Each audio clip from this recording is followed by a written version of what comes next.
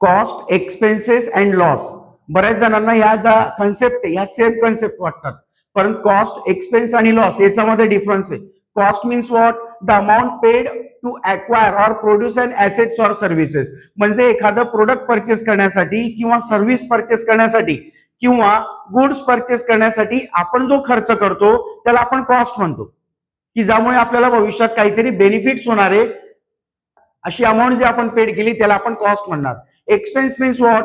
The cost incurred on the normal course of business to earn revenue. की व्यवसायामध्ये revenue earn करण्यासाठी, पैसा कमवण्यासाठी आपण जो खर्च करतो त्याला आपण ऑपरेटिंग कॉस्ट म्हणतो. इन शॉर्ट, बिझनेस चालवण्यासाठी केलेला जो खर्च आहे त्याला आपण काय म्हणणार? एक्सपेन्सेस असं म्हणणार. For example salary, rent, electricity expenses etcetera. आणि त्याचप्रमाणे लॉस. आता लॉस म्हणजे काय?